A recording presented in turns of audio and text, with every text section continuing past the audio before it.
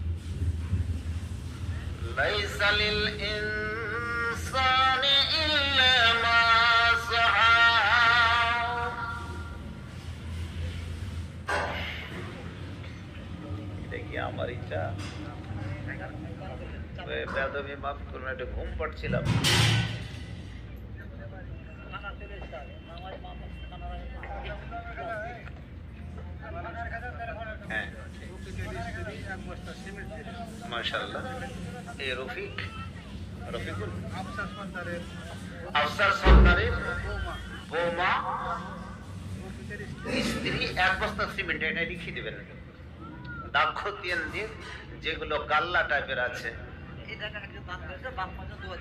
আচ্ছা, আরেকজন বেনামি 100টি টাকা চেয়েছে মা বাবার জন্য দোয়া করবেন। বসেন ভাই।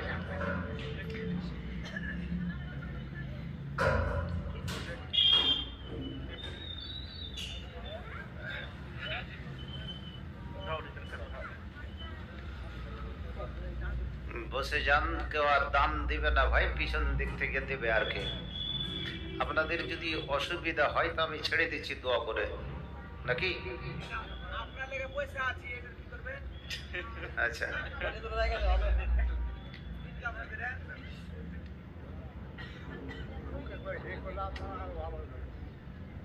বুঝেও যে না বুঝে তাকে বোঝায় কে, বুঝেও যে না বুঝে তাকে বোঝায় কে, জেগেও যে ঘুমিয়ে থাকে তাকে জাগায় কে, বুঝেও যে না বুঝে তাকে বোঝায় কে, জেগেও যে ঘুমিয়ে থাকে তাকে জাগায় কে। ইহকালের বুঝা ইহকালের ঠেকা বড় ঠেকা নয়, পরকালের ঠেকা বড় না, পরকালের ঠেকা বড় জানিবে নিশ্চয়, জানিবে নিশ্চয় নিশ্চয়। বুঝেও যে না বুঝে তাকে বোঝায় কে, জেগেও যে ঘুমিয়ে থাকে তাকে জাগায় কে।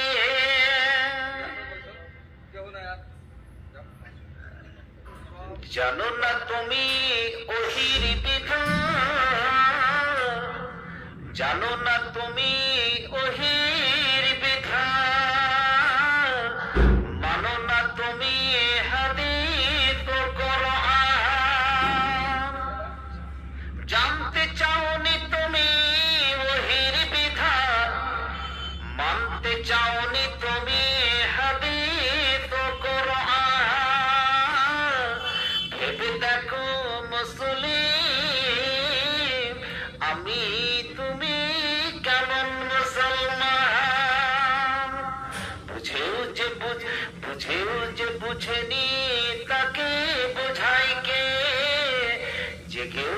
ঘুমিয়ে থাকে তাকে জাগায় কে? মাননীয় শ্রদ্ধেয় জগৎ সভাপতি সাহেব, মঞ্চে উপস্থিত অত্র এলাকার ওলামায়ে কেরাম, মাননীয় পরিচালক আজিজাম স্নেহের হাফিজাহুল্লাহ শাব্বির আহমদ আল বুখারী, আজকের আয়োজিত প্রোগ্রামে এই ওয়াক্তে মসজিদের একটি সংক্ষিপ্ত দ্বীনি সভা, যাকে কেন্দ্র করে সোনাকুল দক্ষিণ পাড়া তৎসংলগ্ন বিভিন্ন গ্রাম থেকে ছুটে আসা সমস্ত ছোট বড় নির্বিশেষে ভাইরা, দাদুরা, নানুরা, আমার পর্দানাসীন মা বোনেরা, প্রশংসা মাত্রে আল্লাহ রাব্বুল আলামিনের, যার বিশেষ অনুগ্রহে আজকে আমরা কোন রকম জানে প্রাণে বেঁচে আছি। সন্ধ্যা থেকে নিয়ে ঘড়ির কাঁটা মোটামুটি 12টার ঘরে প্রায় আগত, প্রায় কিছু চাওয়ার কিছু পাওয়ার আশায়, মনের ক্ষুধা নিবারণের আশায়, দিলের খোরাক নিবারণের আশায় আমরা বসে আছি। আল্লাহ গো, এই বসে থাকার তুমি আমাদেরকে প্রতিবদলা এবং প্রতি মুহূর্তে সেই নেকি বা পুণ্যের সবের ভাগীদার করিয়ে দিন। সকলে পড়ে আমিন, জোরে পড়ে আমিন। তারপরে তার শেষ নবী জনাবে হযরত মুহাম্মদ সাল্লাল্লাহু আলাইহি ওয়াসাল্লামের প্রতি হাজারো দুরূদ ও সালাম বর্ষিত হোক। আল্লাহুম্মা সাল্লি আলাইহি ওয়াল্লাহুম্মা বারিক আলাইহি। খুবই ভালো লাগছে, এলাকায় হয়তো নতুন জালসা এবছরে, তাই না? আশেপাশে বোধহয় এখনো জালসা হয়নি, তবে রমরমা বেজেছে, ডঙ্কা বেজেছে, প্রস্তুতি নিয়ে আছে। শুনলাম ডাক্তার আনারুল সাহেব যে আমাদের এখানে করে প্রায় 8 কুইন্টাল নাকি সামথিং আজকে গরু উঠে গেল, এত টাকা, মাশাআল্লাহ। এটা আল্লাহ কবুল করেছে, সকলে পড়ে আমিন। আপনারা হয়তো একটা উদ্দেশ্য নিয়ে এখানে এসেছেন, যারা জালসা করেছেন তাদেরও একটা কি উদ্দেশ্য আছে। প্রত্যেকের উদ্দেশ্যের, ভালো উদ্দেশ্যের জন্য আমি সকলের জন্য আন্তরিক প্রেম, শুভেচ্ছা, ভালোবাসা, অভিনন্দন এবং আল্লাহর কাছে যেন আমাদের এই মুহূর্তগুলো কবুল হয়, আবারও পড়ি অন্তর থেকে আমিন। প্রিয় ভাইরা আমার, এতক্ষণ পর্যন্ত যে আলোচনাগুলো হয়েছে আশা করি আপনারা সবাই শুনেছেন। রাত্রি যখন অনেক হয়েছে, আজকে 2-3টি কথা আপনাদের কাছে আলোচনা করব। আমি এমন একটা আয়াত পাঠ করেছি, এই আয়াতটাকে যেদিকে পারায় সেই দিকে নিয়ে যাওয়া যেতে পারে। আজকে আপনাদের কাছে খুব সংক্ষিপ্ত আকারে বক্তা এবং শ্রোতার একটু আচরণের কথা বলবো।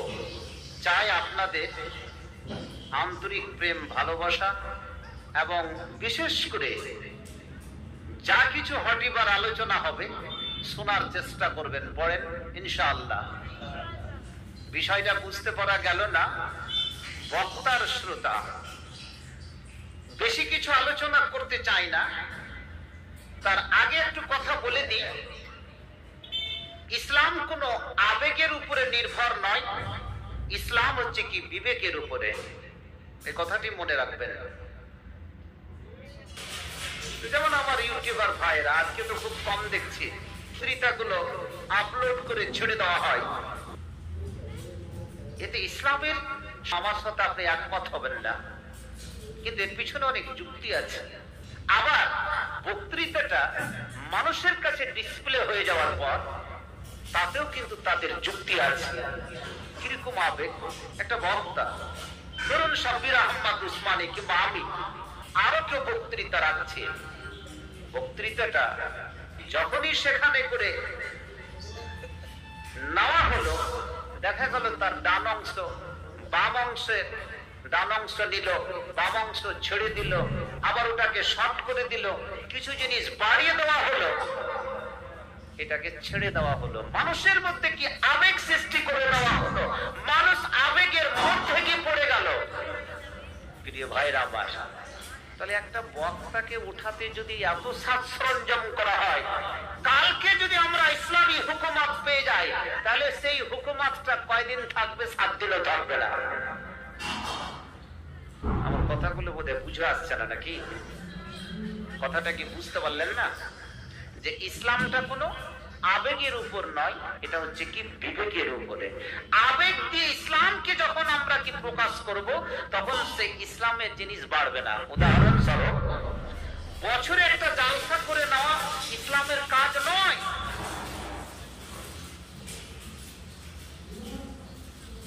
এবারে যুক্তি দিয়ে একটা কথা বুঝুন। আজকে যারা জালসা করতে এসেছি, শুনতে এসেছি, কালকে আমরা কতজন ফজরের নামাজ সঠিকভাবে পড়বো, সেটা একটা দেখার ব্যাপার আছে।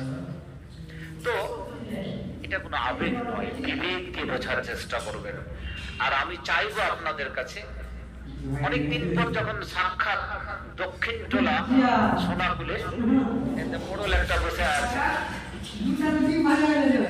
মোড়লটাকে চিনেন তো? হ্যাঁ, একযোগে বদনাতে চুরি করে নিয়ে মাংস খেয়েছে, এখন উমরা টুমরা করেছে, হজ করেছে, এখন 10টা টাকা চাইলেও দিবে না।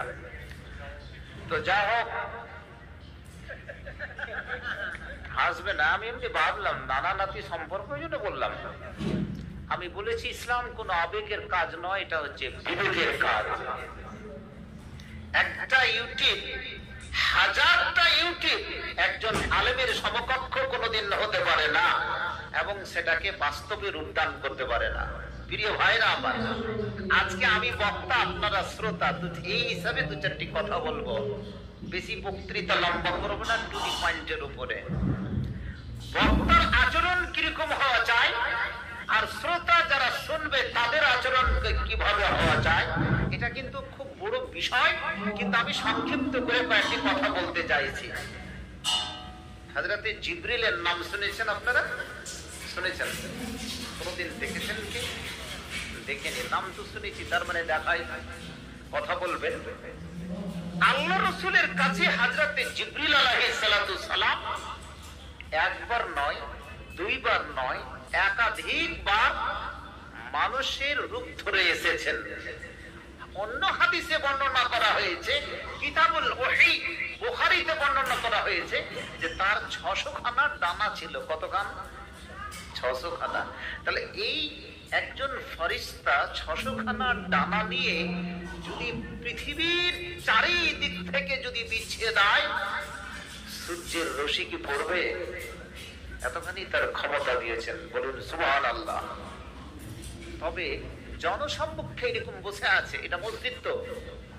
মসজিদ নয়, এটা মসজিদ। মসজিদে নববী, বর্তমান যারা হজ করতে গেছেন, সেই সময় মসজিদটা নবীর যুগে খেজুরের গাছের ডালের পাতা ছিল। আল্লাহ রাসূলের কাছে আরো অন্যান্য সাহাবী আছেন, হঠাৎ রূপে মানুষের মধ্যে চলে এসেছেন হযরতে জিবরিল জনসম্মুখে। হাদিস বলছে আল্লাহ রাসূলের কাছে জীবনে একবারই মানুষের রূপ ধরে এসেছে জনসম্মুখে, সেটা হচ্ছে হযরতে জিবরিল। তার জন্য বলুন সুবহানাল্লাহ। কিন্তু সাহাবীরা কোনো টের পায়নি, সাধারণ জনগণ টের পায়নি যে আল্লাহ রাসূলের কাছে একজন ফেরেশতা আসছে এবং এসে তার সঙ্গে কিরকম আচরণ করছে। হাদিসটা ভালো করে শোনো। নবীর কাছে আমরা যেমন নামাজ পড়ি না, নামাজ পড়ে যেমন বসি, দুটো উরু এবং এই যে ঘটনাটা, এই ঘটনাটা এভাবে যেমন নামাজ পড়ার মতন বসে থাকি, একটা মানুষ আসলো ওইরকম ভাবে নবীর সামনে এসে দুই উরুতে লাগিয়ে দিয়ে নবীকে কতগুলো প্রশ্ন করছেন। নবী কাউকে প্রশ্ন করতে পারে বা নবী কাউকে জিজ্ঞেস করতে পারে। নবীকে যখন প্রশ্ন কেউ করছে এবং দুই উরু, 4 উরু ঘটনা যখন মিলিয়ে দেওয়া হলো, ভালো করে শুনবেন হাদিসটা, যখন মিলিয়ে দেওয়া হলো তখন সাহাবীরা টের পেয়ে গেলেন, মনে হয় ইনি হযরতে জিবরিল আলাইহিস সালাতু সালাম যেটা আল্লাহ রাসূলের কাছে বিভিন্ন ওহী নিয়ে এসেছেন, যুগে যুগে কালে কালে 30 পারা কোরআন, একটা নয় দুটা নয় 114টা সূরা মাঝে মধ্যে নিয়ে এসেছেন এবং নবীর কাছে উপস্থিত হয়েছেন। নবীর অবস্থাটা কি হয়েছে জানি না, সময়তে ঘামে ঘর্মাক্ত হয়ে যেতেন, এত যে সময়কে আল্লাহ রাসূলের কাছে কোরআন মাজিদের আয়াতগুলোকে অবতীর্ণ হতো। একদিনই কি আয়াতটা চলে এসেছে নাকি? মনে করছে সবাই একদিনই দিয়ে দিয়েছে, পকেটে ভরে দিয়েছে, চলে যাও না। 23 বছরে রাতে দিনে রাতে সফরে হাজারে যে কোনো সময় প্রয়োজনের খাতিরে এক একটা করে আয়াত, এক একটা করে সূরা এইভাবে কি অবতীর্ণ হয়েছে? বলুন আলহামদুলিল্লাহ। আবেগের কথা যদি বলি, আজকে যারা জালসা উপস্থিত হয়েছেন কথাগুলো ভালো করে শুনবেন। আমি আপনার দেশেরই ছেলে এবং আমাকে সবাই আপনারা স্নেহের সঙ্গে ভালোবাসেন এবং আমি সকলেরই কি দোয়া চাইছি। এই কোরআন আমরা কতজন পড়ছি ভাই? বুকে হাত রেখে বলুন। আপনি একদিন জালসা করে একদিন একটা ডেলিগেট খেয়ে জান্নাত পেয়ে যাবেন নাকি? মসজিদ করে জান্নাত পেয়ে যাবেন? আপনাকে কে বলেছে কি লাইসেন্স দিয়েছে যে আমাকে আপনাকে মার্বেল পাথর দিয়ে মসজিদ করতে হবে, আপনাকে অমুক করতে হবে? মসজিদের মুসাল্লি কটা বেড়েছে, কটা করেছেন? খুব ভাবার কথা। মসজিদে মার্বেল করেননি ভালো আছেন, কিন্তু মার্বেল করে দিয়ে যদি তার হেফাজত না হয়, তার যদি খিদমাত না হয়, তার হিসাব কিন্তু আল্লাহ তাআলাকে আমাকে দিতে হবে। যা হোক, নবীর কাছে এসে বসে গেলেন। সাহাবারা কিছু দেখে দূর থেকে টুকটুক করে দেখতে পাচ্ছেন। উরুর সঙ্গে উরু লাগিয়ে দিয়ে জিজ্ঞেস করছেন রাসূলকে, আখবিরনি আনিল ইসলাম। 4টা প্রশ্ন করেছিলেন। কটা? 4টা। কি কি প্রশ্নটি ভালো করে জানবেন। আখবিরনি আনিল ইসলাম, হে নবী ইসলাম কি জিনিস বলো। দ্বিতীয় কোশ্চেন, আখবিরনি আনিল ঈমান, হে নবী বলো ঈমান কি জিনিস। তৃতীয় নম্বর প্রশ্ন করছে আখবিরনি আনিল ইহসান, বলো ইহসান কি জিনিস। আর চতুর্থ নম্বর যেটা প্রশ্ন করেছেন আখবিরনি আন আমারাতিহা, তুমি কিয়ামতের কিছু নিশানি বলো। আল্লাহ রাসূল এই প্রশ্নের উত্তরটা দিয়েছিলেন।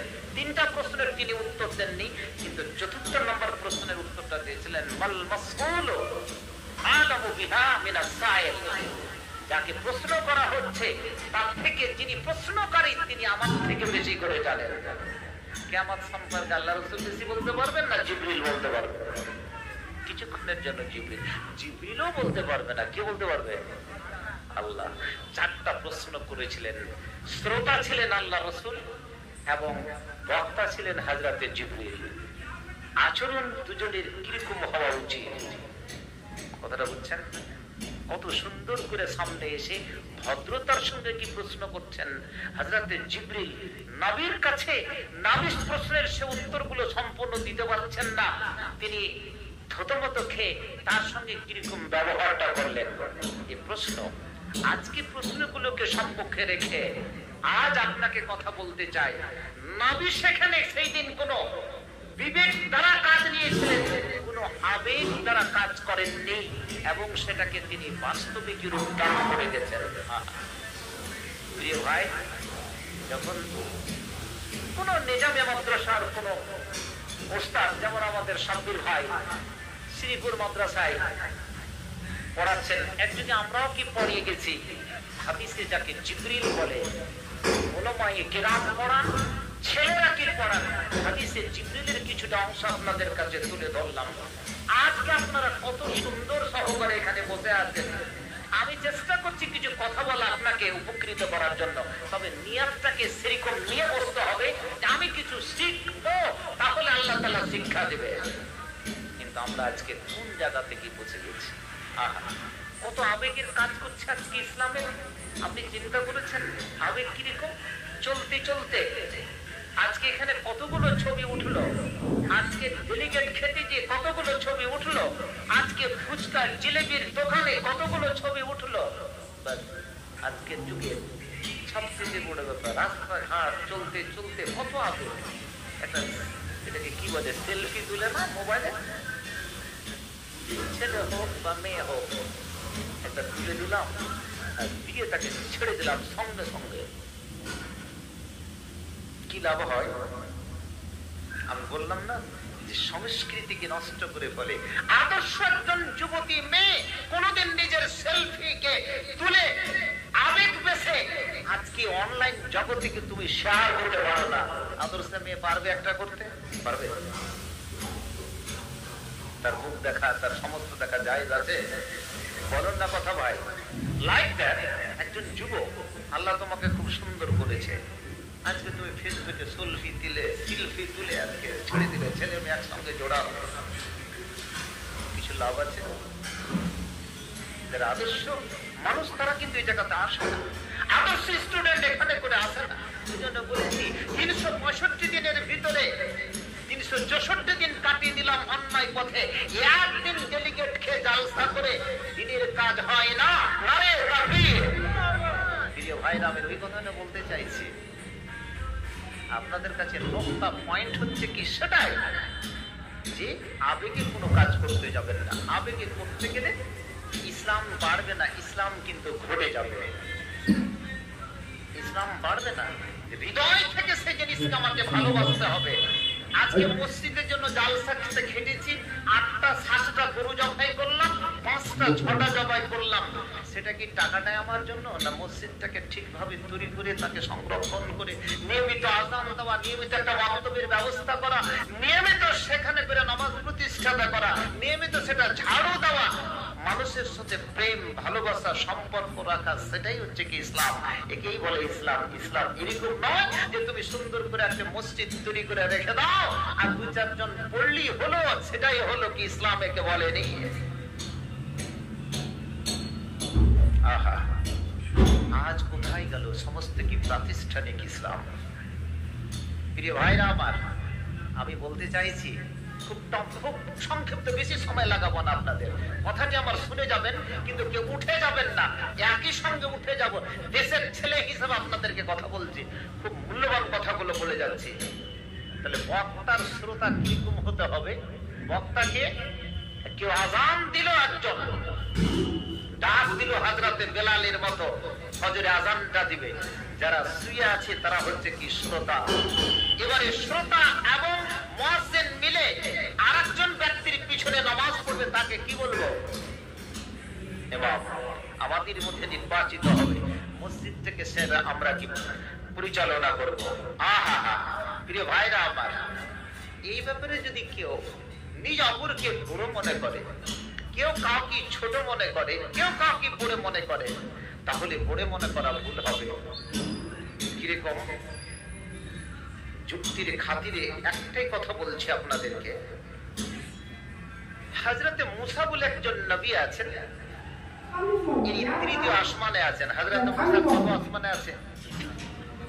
ঈসা আছেন 3য়। হযরতে ইদ্রিস আছে। আর প্রথম আসমানে কি আছে? হযরত আদম আলাইহিস সালাম। আসমানে হযরতে মুসা আলাইহিস সালাম। তিনি আবেগের বিষয়ে একদিন বললেন, তাকে জিজ্ঞেস করা হলো কি যে তোমাদের মধ্যে সবচেয়ে বড় আলেম কে? মুসা ছিলেন অত্যন্ত আত্মমর্যাদা সম্পন্ন একজন নবী এবং অত্যন্ত কি রাগী মানুষ। তিনি বলেছিলেন খুতবার স্বরে, আমার থেকে কি বড় আলেম কেউ নয়। উত্তরটা কি আবেগের হয়েছিল না বিবেকের? বলুন।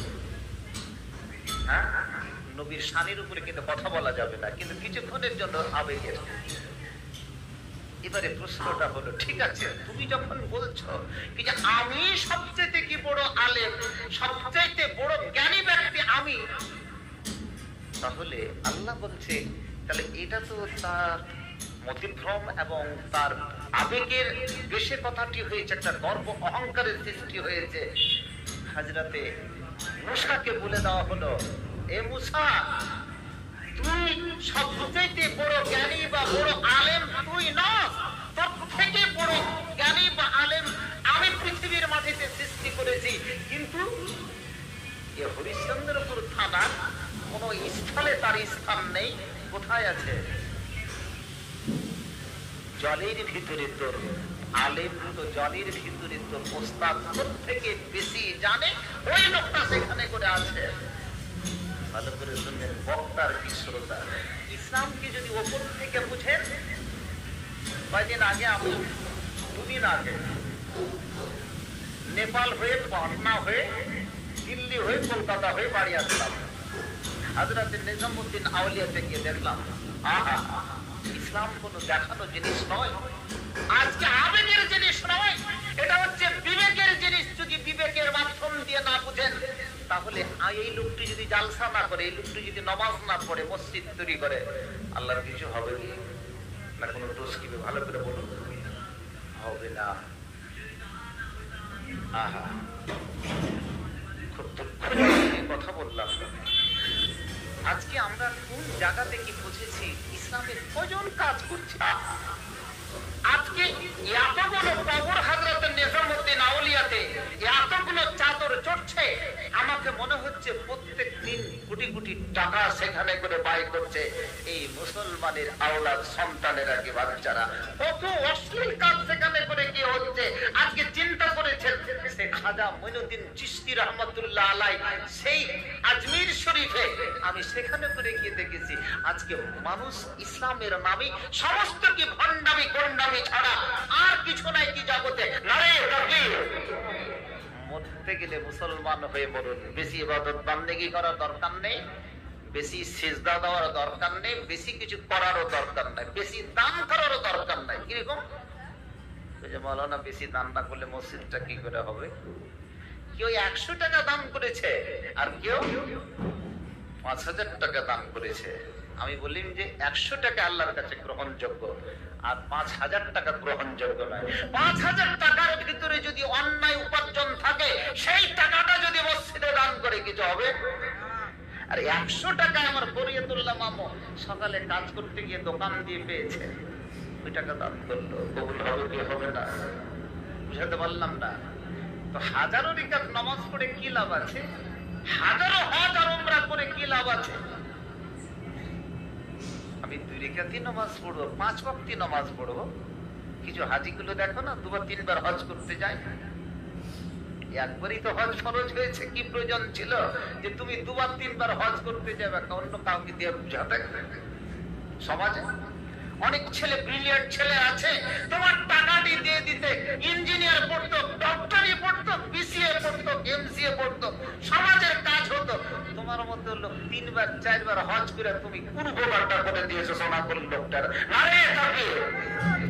বুঝার চেষ্টা করতে হবে, আবেগে নয়, বিবেককে বুঝার চেষ্টা করে। তাহলে মুসাকে দৌড়িয়ে নিলে তুমি বড় নবী না, আর বড় খুব জ্ঞানী ব্যক্তি। তোমার শিক্ষক ইউনিভার্সিটি কিন্তু সোনাপুর, হরিশ্চন্দ্রপুর, মালদা জেলাতে নেই, পশ্চিম বাংলাতে নেই, ভারতবর্ষের মাটিতে নেই। কোথায় আছে? সমুদ্রের মাঝে তোমার শিক্ষক বসে আছে। সমুদ্রটা আবার কোথায়? মারজাল বাহরাইন ইয়ালতাকিয়ান, মাজমাউল বাহরাইন যাকে বলা হয়েছে সূরাতুল কাফে। 2 সমুদ্রের মিলন স্থলে তোমার শিক্ষক আছে। 2টা সমুদ্রে এক জায়গায় মিলে যায়। এগুলো জিনিস বুঝবেন না তো। আজকে কিছু কথা শিখে নেন।